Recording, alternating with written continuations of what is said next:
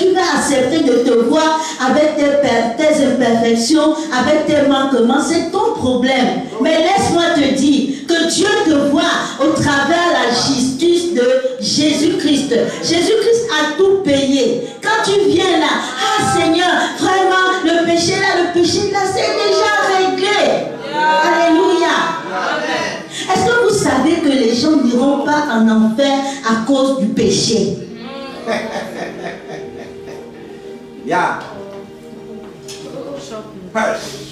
Les gens n'iront pas en enfer à cause du péché. Oh. Les gens n'iront pas en enfer à cause du péché. Vous êtes choqués, n'est-ce pas? Les gens n'iront pas en enfer à cause du péché. Les gens iront en enfer parce qu'ils auront refusé le salut en Jésus-Christ. Parce que le problème du péché a déjà été résolu à la croix de Golgotha. Dieu a réglé le problème du péché en envoyant son fils mourir à la croix. La dernière fois, je disais, c'était le seul endroit où Jésus s'est écrié: Père, Père, pourquoi m'as-tu abandonné? Tout le péché de l'humanité s'est abattu sur lui. Toute la colère s'est abattue sur Jésus à la croix de Golgotha. Rien ne pouvait se faire. La Bible dit qu'il était midi, mais le ciel s'est assombri. Les anges étaient là, en train de regarder le spectacle. C'était un spectacle ahurissant. Toute la colère qu'entraînait le péché de l'humanité a été déposée sur lui. Alléluia. Il a dit: Père, pourquoi m'as-tu abandonné? C'est le seul moment où il a abandonné son fils, son bien-aimé. Donc, laissez-moi vous dire que personne n'ira en enfer à cause du péché. Jésus-Christ à la croix a dit: Père, tout est accompli. Tout a été parfaitement fait. Alléluia. Amen. Le problème du péché est réglé. Voilà pourquoi tu dois prêcher l'évangile et dire aux gens: reçois le salut. Alléluia. Les gens iront en enfer parce qu'ils n'auront pas accepté le salut de Christ. Alléluia. Mais ce n'est pas une invite à ce que tu continues à pécher. Amen. Alléluia. Amen. Alléluia. Amen. Ce matin, je vais juste ajouter un point. Nous allons lire Acte 4, nous allons continuer sur tenter de nouvelles choses pour Dieu et avec Dieu. Acte 4, nous allons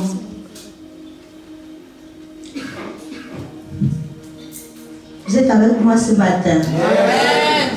Alléluia. On va lire, on va faire une longue lecture.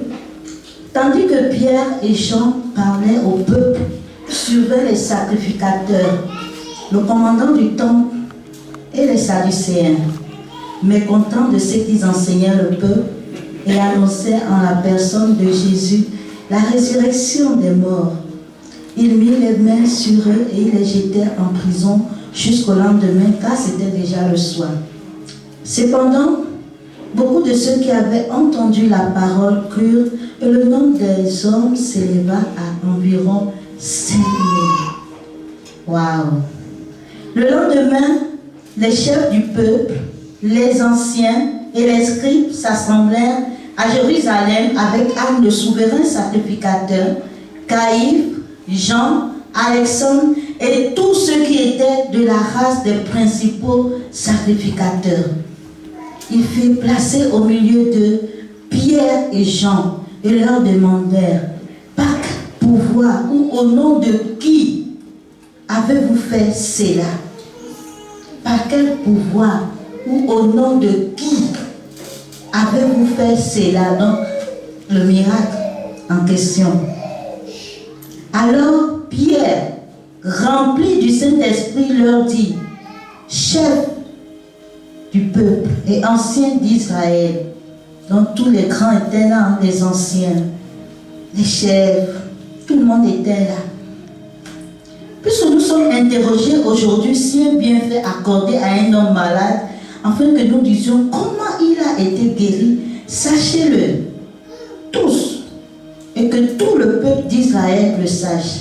C'est par le nom de Jésus-Christ de Nazareth que vous avez crucifié et que Dieu a ressuscité des morts. C'est par lui que cet homme se présente en pleine santé devant vous. Alléluia. Jésus est la pierre rejetée par vous qui bâtissez et qui est devenue la principale de l'angle. Il n'y a de salut en aucun autre, car il n'y a sous le ciel aucun autre nom qui a été donné parmi les hommes par lequel nous devions être sauvés. Yes. Verset 13.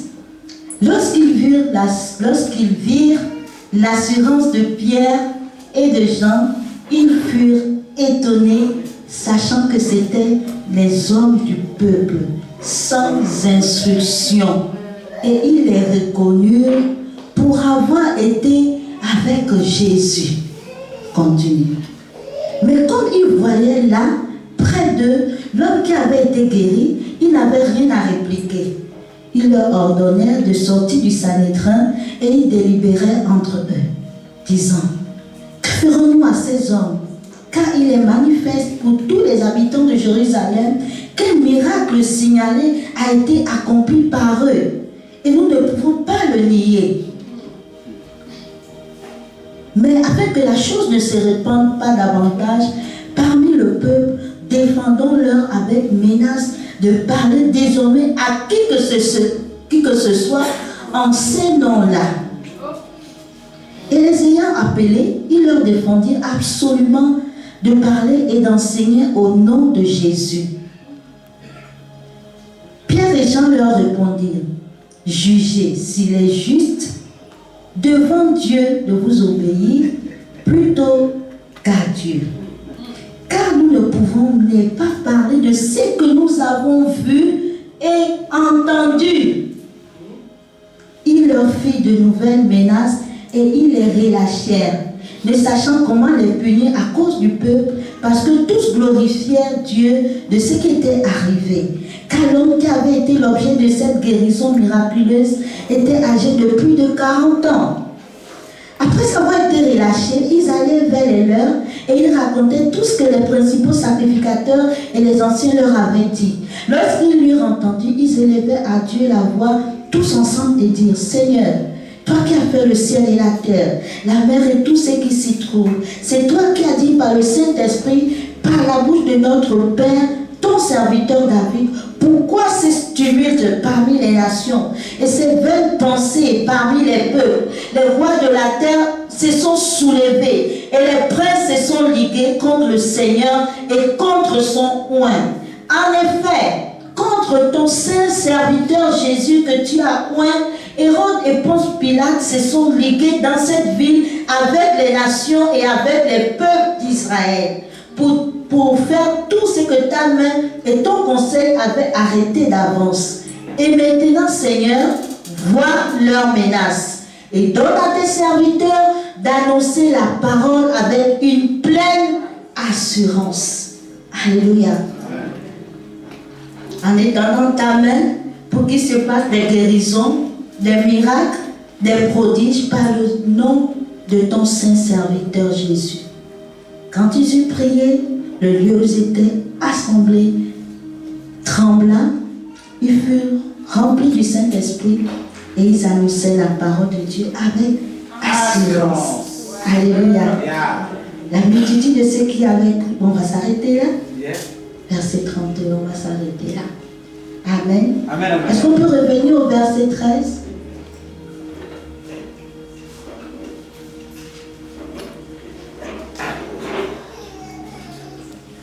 Lorsqu'ils virent l'assurance de Pierre et de Jean, ils furent étonnés, sachant que c'étaient des hommes du peuple sans instruction, et ils les reconnurent pour avoir été avec Jésus-Christ. Alléluia. La nouvelle chose que tu dois tenter, c'est avoir l'assurance. Alléluia. Avoir l'assurance. Avoir l'assurance. Dis à ton frère, avoir l'assurance en Christ Jésus. Alléluia. Avoir l'assurance. Alléluia. C'est quelque chose que tu dois tenter.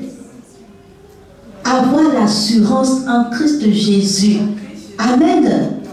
Avoir l'assurance. La Bible dit, lorsqu'ils virent, il l'a mis pour qui? Qui a vu? Les principaux sacrificateurs et les anciens. C'est ça, non? Lorsqu'ils virent l'assurance de Pierre et de Jean, ils furent étonnés. Alléluia. Quand tu as l'assurance, les gens seront étonnés. Quand tu as l'assurance, les gens seront étonnés. Quand nous parlons d'assurance, nous sommes en train de parler de la fermeté. Nous sommes en train de parler du courage. Alléluia. Amen. Nous sommes en train de parler du zèle. Alléluia. Amen. Nous sommes en train de parler de la confiance, mais pas la confiance en soi. La confiance en Christ Jésus. Amen. Il y a trop de chrétiens qui manquent d'assurance. Trop de chrétiens manquent d'assurance. Et je voudrais dire à quelqu'un ce matin, tu dois avoir l'assurance. Alléluia. Amen. Il y a trop de chrétiens poltrons. Oh. Si vous savez que vous dormez, levez-vous avant que je vienne vous toucher. Parce que ce n'est pas normal que tu as dormi. Si je vous dis à l'heure à laquelle j'ai dormi, vous n'allez pas me croire. Mais je suis debout. Donc si tu sais que tu as sommeil, lève-toi, va derrière, bois de l'eau. Sinon, je vais venir te toucher. Et tout le monde va savoir que c'est toi qui dors. Mais quand tu ne veux pas...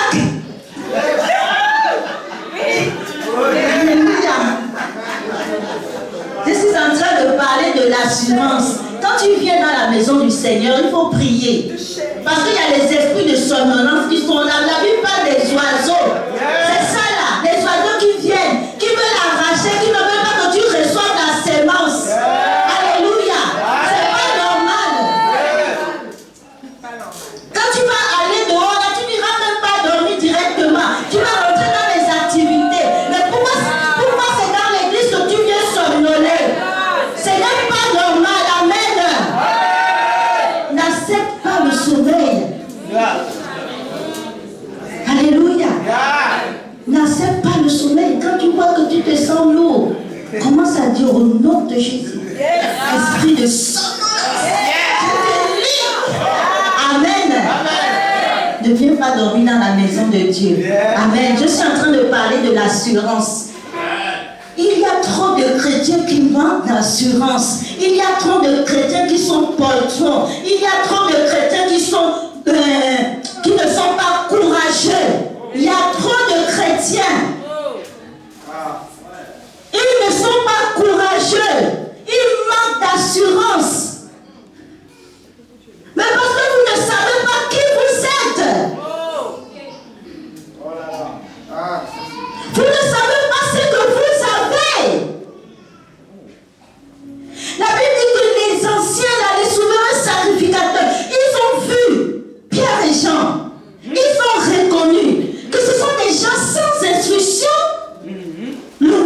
utilisé en grec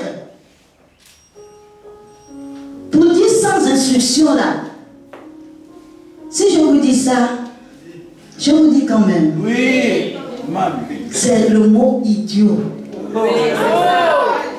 J'étais choquée quand j'ai vu ça. En grec là. Le mot idiot. Donc ce sont des gens, et en fait c'était des gens illettrés. C'était des gens, comment dire, ignorants. Mais ils ont vu l'assurance. C'était les gens du peuple, à la différence des gouverneurs, des rois. C'est dans la traduction. À la différence des rois, des gouverneurs, des gens qui règnent. C'était des gens illettrés, des gens ignorants, qui ne connaissaient rien. Mais la Bible dit que les principaux sacrificateurs ont vu qu'ils avaient de l'assurance. Et ils étaient étonnés. Ils pensaient que de l'assurance devait venir du fait que tu as été dans une grande université, dans une grande école, tu as reçu une grande éducation. Mais leur assurance ne se reposait pas sur ce qu'ils, je ne sais pas, sur l'éducation ou sur les compétences professionnelles. Non! C'était des gens illettrés, c'était des gens ignorants. La seule chose qu'ils savaient, c'est qu'ils ont été avec Jésus. Et toi, tu es avec Jésus. Alors tu vas avoir l'assurance. Alléluia. Alléluia. Yes. Ton assurance ne doit pas se reposer sur tes compétences intellectuelles, tes compétences professionnelles, tes positions ou quoi que ce soit. Alléluia. La Bible dit qu'ils ont vu, ils étaient étonnés. Mais ce sont des idiots, ce sont les gens du peuple, ce sont non. Mais d'où leur vient cette assurance? Mais ils savent qu'ils ont été avec Jésus-Christ. Amen. Mais tu as Jésus en toi. Tu as Jésus en toi. Je disais tout à l'heure que tu es fils de Dieu. Alléluia. Mais pourquoi tu manques d'assurance? Pourquoi tu manques de hardiesse? Pourquoi tu manques de courage? Pourquoi? Mais parce que souvent nous ne connaissons pas, nous ne réalisons pas, nous ne sommes pas conscients de qui nous sommes en Christ Jésus. Nous ne sommes pas conscients de ce que nous avons en Christ Jésus. Alléluia. Ils ont vu l'assurance. Alléluia.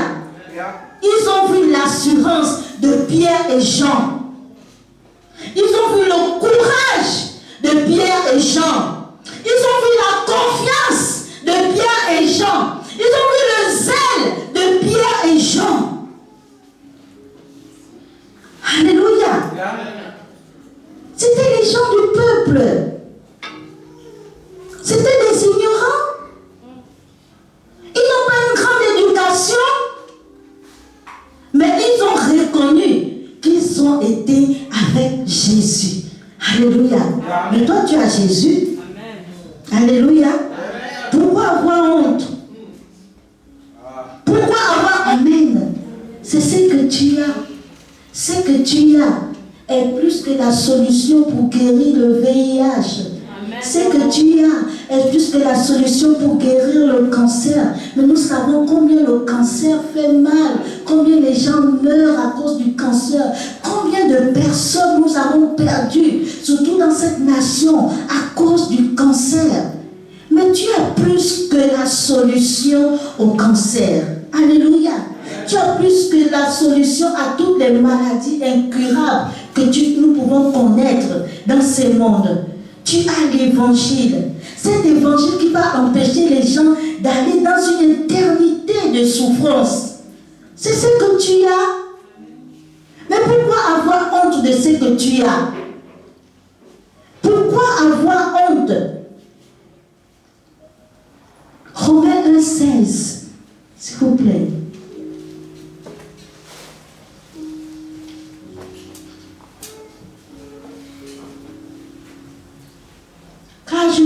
pas honte de l'évangile. Alléluia. La Bible dit que c'est une puissance de Dieu pour le salut de quiconque croit. Alléluia. Tu as la puissance de Dieu. Alléluia. La puissance de Dieu. L'évangile, c'est une puissance de Dieu pour le salut. Amen. C'est ce que tu as. Amen. Alléluia. Nous avons la puissance de Dieu pour le salut. Pourquoi avoir honte? Parce que quelquefois nous ne sommes pas conscients de ce que nous avons. Vous imaginez si quelqu'un aujourd'hui trouvait la solution miracle pour le cancer, combien cet homme sera célèbre? Mais imaginez que nous avons la solution pour empêcher les gens pour aller dans une éternité de souffrance éternelle. Permettez-moi la tautologie. Nous avons la solution. Mais pourquoi nous avons honte? Pourquoi? Pourquoi nous ne sommes pas courageux? Les gens meurent à côté de nous. Les gens meurent à côté de nous. Sans Christ, c'est un chemin non-retour. Ne croyons pas au mensonge du purgatoire. C'est un chemin sans retour. Luc 16. Nous allons voir cette histoire. Je suis en train de parler de l'assurance, de l'audace. Alléluia. Une chose que tu dois avoir. Alléluia. Pour tenter de nouvelles choses avec Dieu. L'assurance. L'assurance d'aller prêcher l'évangile. L'assurance de parler devant les gens. Alléluia. La Bible dit,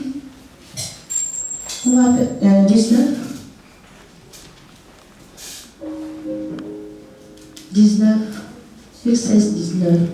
Il y avait un homme riche qui était vêtu de pourpre et de fin lin, et qui chaque jour menait joyeuse et brillante vie.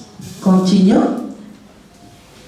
Un pauvre nommé Lazare était couché à sa porte, couvert d'ulcères. Et désireux de se rassasier des miettes qui tombaient de la table du riche, et même les chiens venaient encore lécher ses ulcères. Continuons. Le pauvre mourut, et il fut porté par les anges dans le sein d'Abraham. Le riche mourut aussi, et il fut enseveli. Dans le séjour des morts, il leva les yeux, et tandis qu'il était en proie au tourment, il vit de loin Abraham et Lazare dans son sein. Il s'écria, Père Abraham, aie pitié de moi et envoie Lazare pour qu'il trempe le bout de son doigt dans l'eau et me rafraîchisse la langue, car je souffre cruellement dans cette flamme. Abraham répondit, mon enfant, souviens-toi que tu as reçu tes biens pendant ta vie et que Lazare a eu les maux pendant la sienne. Maintenant, il est ici, consolé, et toi, tu souffres. D'ailleurs, il y a entre nous et vous, un grand abîme, afin que ceux qui vous ont passé d'ici vers vous ou de là vers nous ne puissent le faire. Continuons. Le riche dit, je te prie donc, Père Abraham, d'envoyer Lazare dans la maison de mon père, car j'ai 5 frères. C'est pour qu'il leur atteste ces choses, afin qu'ils ne viennent pas aussi dans ces lieux de tourment.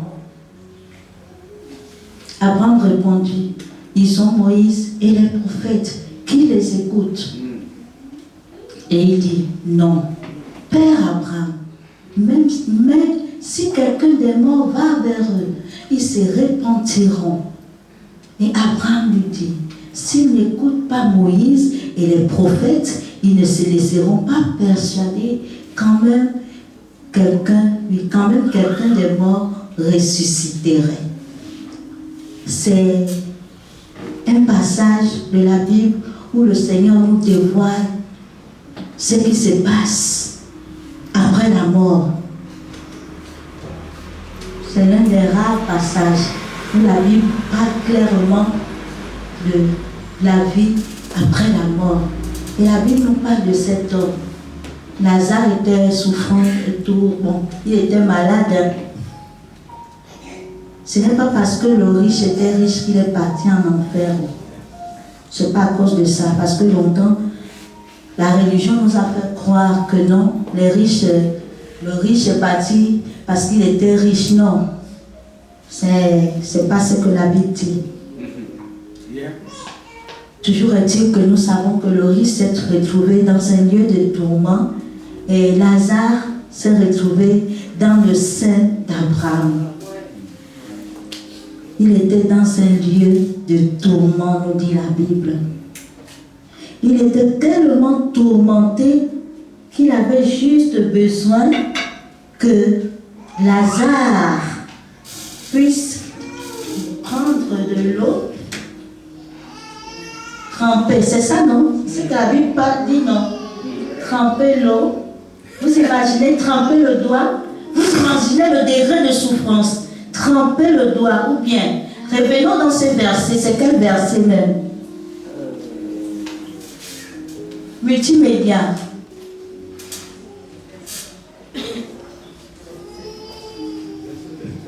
Verset 24. Il s'écria, aie pitié de moi et envoie Lazare pour qu'il trempe le bout de son doigt dans l'eau. Le bout de son doigt. Vous imaginez le degré de souffrance. Le bout de son doigt. Qu'est-ce qu'il va avoir là? Il faut même secouer. Hein? Le bout. Vous imaginez la souffrance que cet homme avait? Demandé juste que Lazare trempe juste le bout de son doigt dans l'eau pour qu'il se rafraîchisse. Je ne sais pas si vous avez déjà lu ce verset et vous imaginez le degré de souffrance, le degré de tourment que cet homme avait dans ces lieux de tourment. C'est quand même fort. Yeah. C'est quand même fort. Mais c'est là-bas que nous envoyons les gens. Quand nous ne sommes pas courageux, quand nous n'avons pas l'audace de prêcher l'évangile, c'est là-bas que nous envoyons les gens. Les gens vont dans ces lieux de tourment où ils recherchent juste une goutte pour être rafraîchis. Et ce n'était pas possible. Ce n'était plus possible. C'était un chemin non-retour. Ce n'était plus possible. Père Abraham lui a dit que quand tu étais sur la terre, tu as eu pour toi tout ce qu'il fallait. Tu as eu ta richesse, tu as eu tes biens, tu as tout eu. Mais tu n'as pas eu l'essentiel. L'essentiel qui pouvait faire en sorte que tu ne puisses pas venir dans ces lieux. Et les gens ont beaucoup. Les gens ont la richesse. Mais la richesse ne va pas t'amener au ciel si tu n'as pas Jésus-Christ. Ils peuvent tout avoir. Ils peuvent avoir des grandes maisons. Ils peuvent avoir des grandes voitures. Ils peuvent avoir des grands, je ne sais pas, tout ce qu'il y a. Ils peuvent avoir des grands comptes en banque.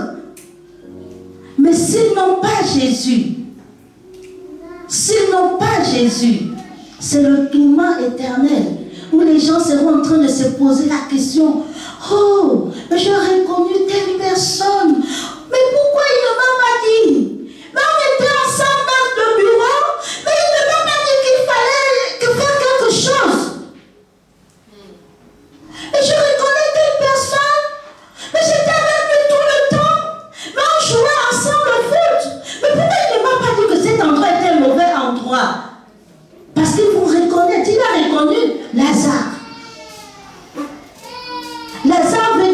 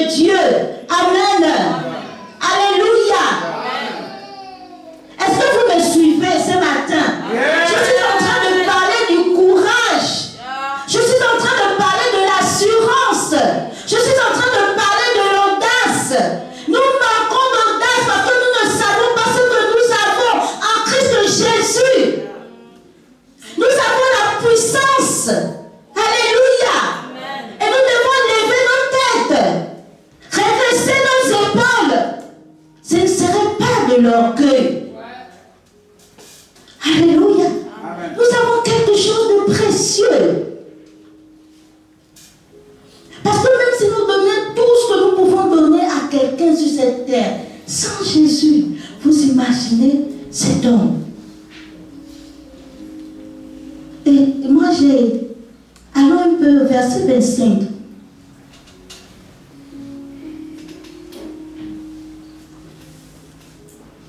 Passons, 26.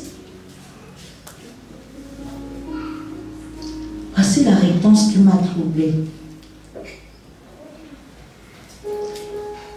D'ailleurs, il y a entre nous un grand abîme. Il y a entre nous un grand abîme. Afin que ceux qui voudraient passer d'ici vers vous ou de là vers nous ne puissent le faire. Il y a un grand abîme. Un grand abîme, pas comment on appelle ça? D'un grand trou. Il y a un grand trou entre ceux qui sont là-bas et ceux qui sont là-bas. Il y a un grand trou. Donc tu ne peux pas dire que tu vas essayer quand même de fuir. Tu vas sauter. Il n'y a pas moyen. D'autres versions parlent de un grand, comment on appelle ça? Un grand gouffre. Un grand abîme. Une autre version parle d'une ouverture béante. Il y a un immense abîme. Un immense abîme. Seigneur dit un immense abîme. Français courant dit un profond abîme. Parole de vie dit un très grand trou.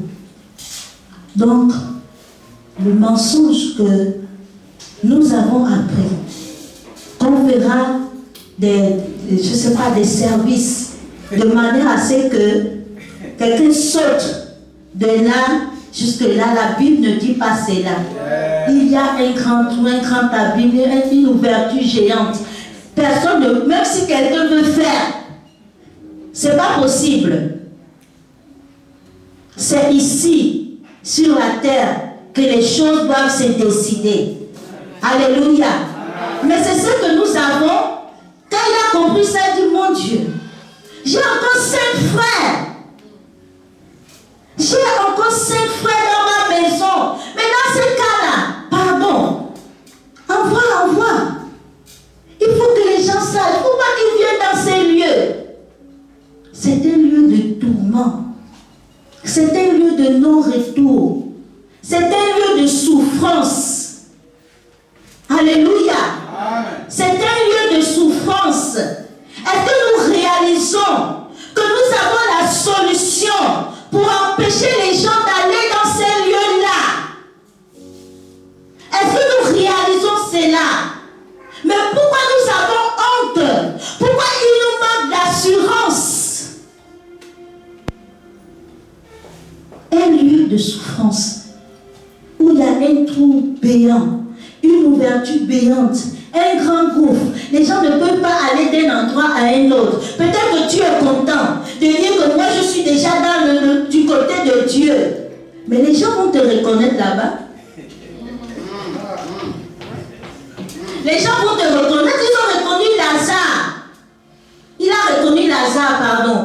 Les gens vont te reconnaître. Les gens vont dire, ah, mon Dieu. Donc, je n'ai pas envie de citer un nom. Parce que je sais que les gens vont vous célébrer parce qu'ils auront été du bon côté. Alléluia. Parce que vous irez et vous allez empêcher les gens d'entrer dans ces lieux. Les gens vont vous célébrer. Amen. Alléluia. Donc je ne cite aucun nom. Alléluia. Parce que je crois que ce matin, tu sors avec une pleine assurance. Alléluia. L'assurance de prêcher l'évangile. L'assurance d'apporter la solution aux pécheurs. Alléluia.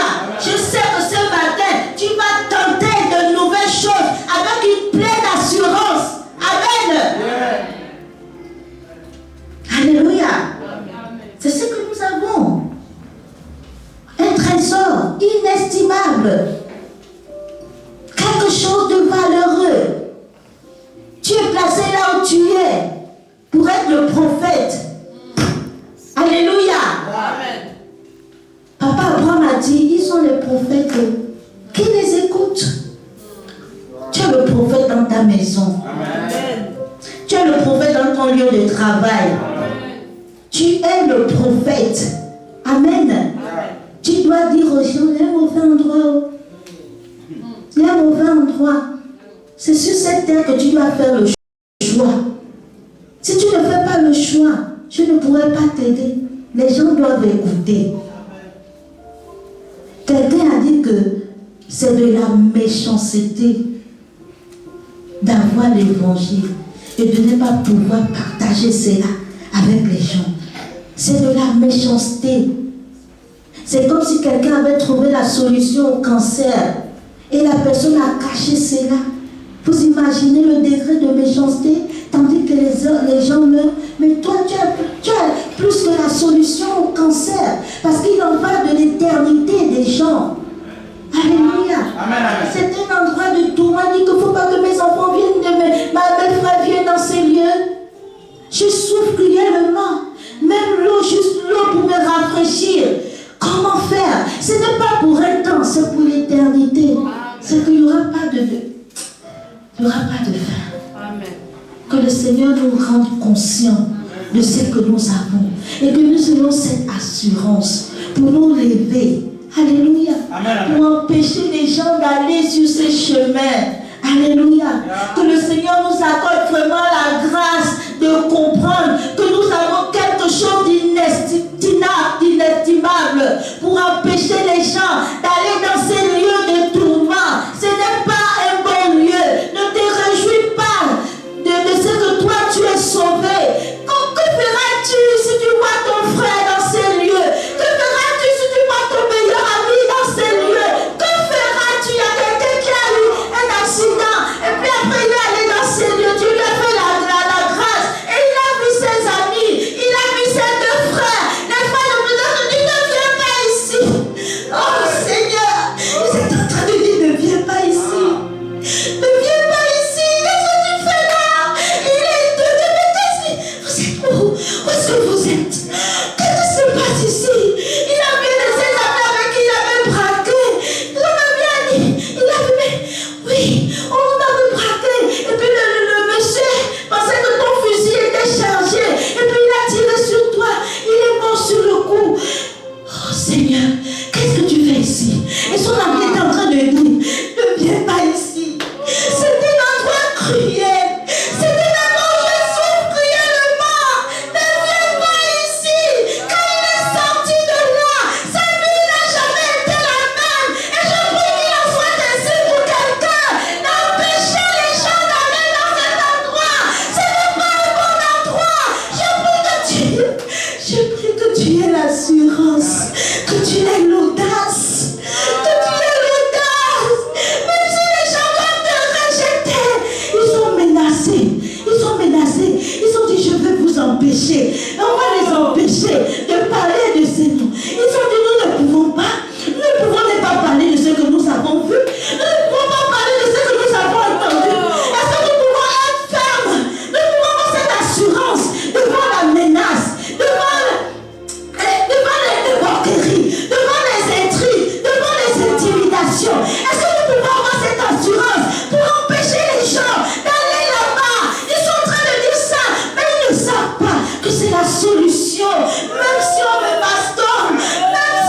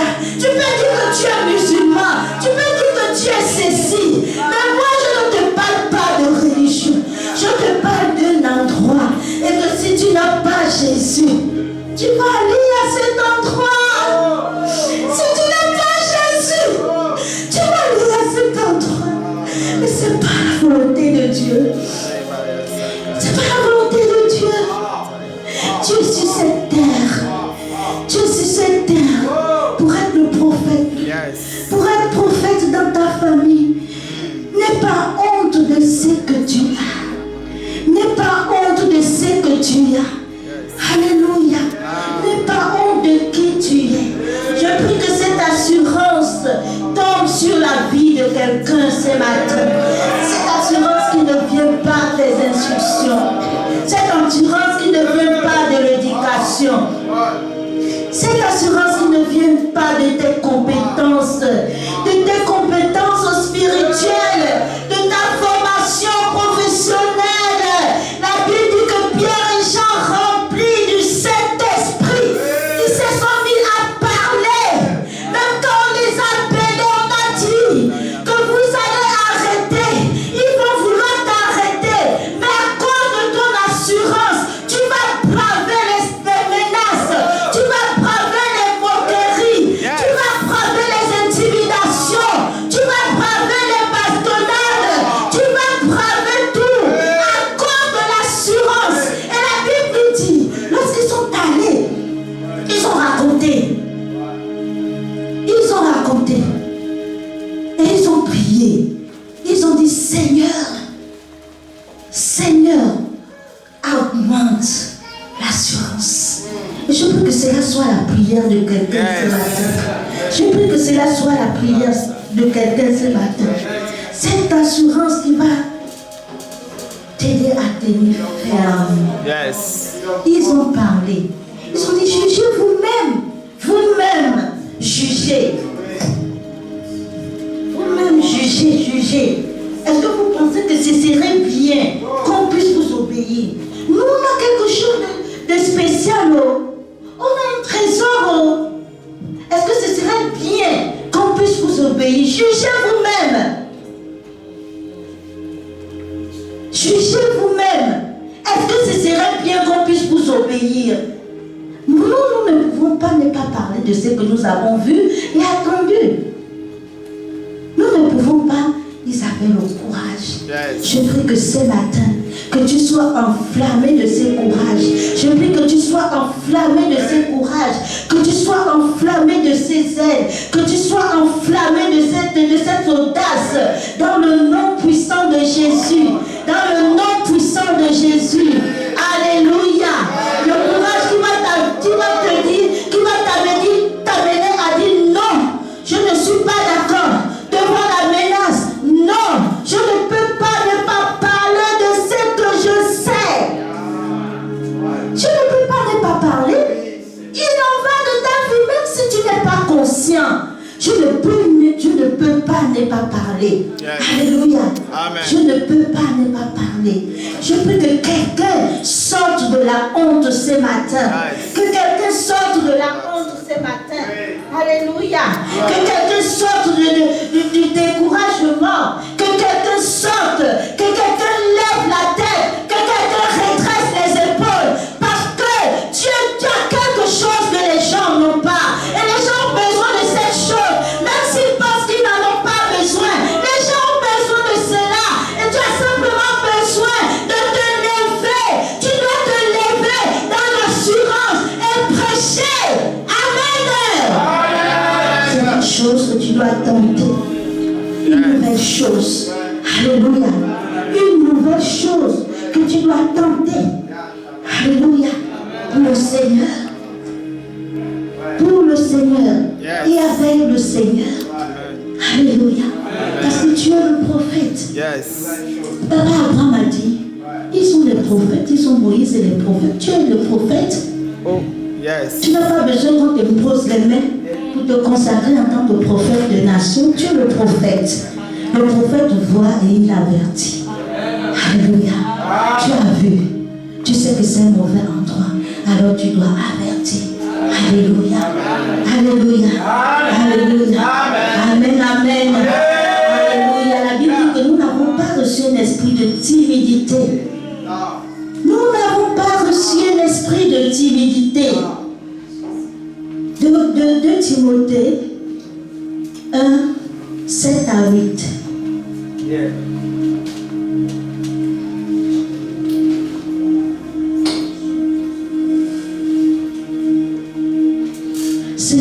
Ce n'est pas un esprit de timidité que Dieu nous a donné, mais un esprit de force, d'amour et de sagesse. Alléluia.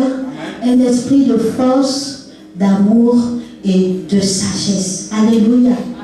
Verset 8. N'aie donc point honte du témoignage à rendre à notre Seigneur. Amen. N'aie donc point honte du témoignage à rendre à notre Seigneur. Alléluia. Ce n'est pas un esprit de timidité, c'est un esprit de force, un esprit d'amour, un esprit de sagesse. Alléluia. Un esprit qui te donne le zèle, l'hardiesse. Alléluia. Alléluia.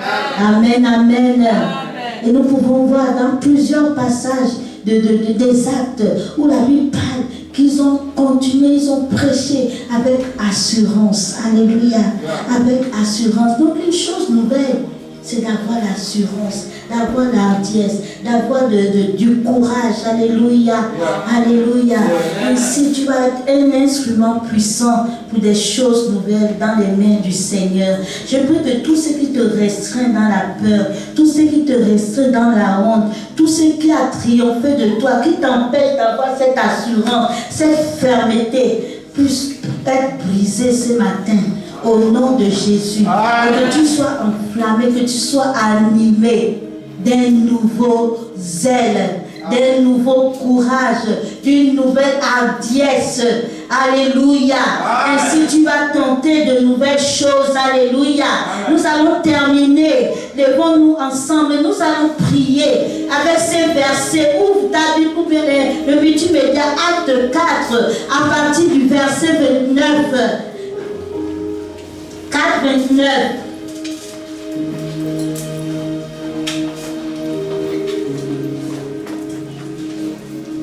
Alléluia. La Bible dit, et maintenant, Seigneur, vois leurs menaces et donne à tes serviteurs d'annoncer la parole avec une pleine assurance. Tu vas prier par rapport à ces versets en étendant ta main pour qu'il se passe des guérisons, des miracles, des prodiges par le nom de ton saint serviteur. Tu vas élever ta voix. Tu vas dire, Seigneur, maintenant, Seigneur, regarde les moqueries, regarde les choses que les gens disent. Donne-moi l'assurance, donne-moi l'assurance, donne-moi l'assurance, donne-moi la capacité, la force d'annoncer ta parole. Élève ta voix, commence à prier. Prie par rapport à ces versets 29, 30, 29, 30. Et maintenant, Seigneur, vois leur menace et donne à tes serviteurs d'annoncer ta parole avec une pleine assurance, en étendant ta main, afin qu'il se passe des guérisons, afin qu'il se passe des guérisons, des miracles, alléluia, des prodiges, par le nom de ton saint serviteur. Élève Jésus, élève ta voix, dis à Dieu, donne-moi cette assurance qui devant la menace ne peut pas fléchir, cette assurance qui devant les moqueries ne peut pas fléchir, cette assurance qui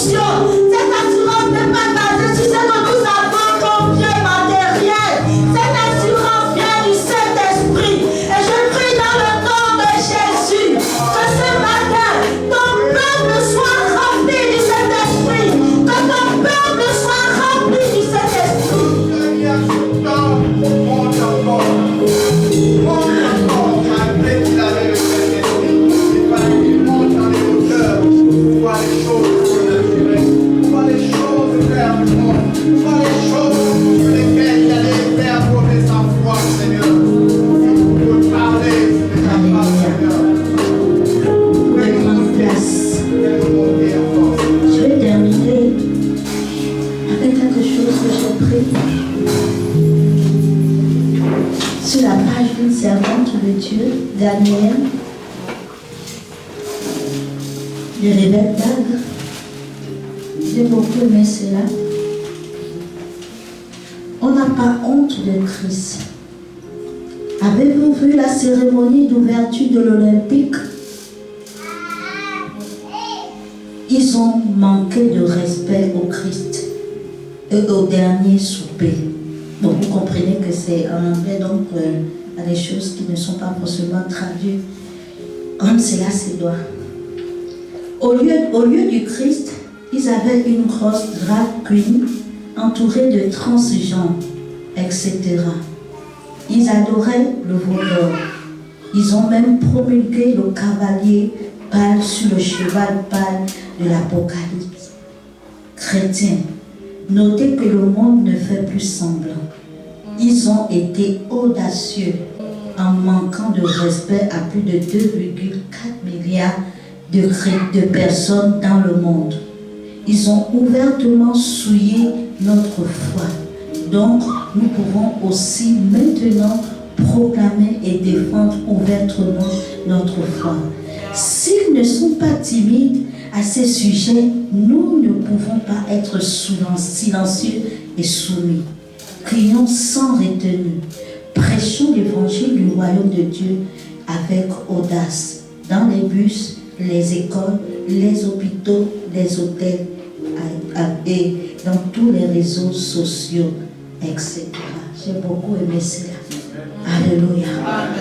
Que le Seigneur vous bénisse. Amen. Yeah.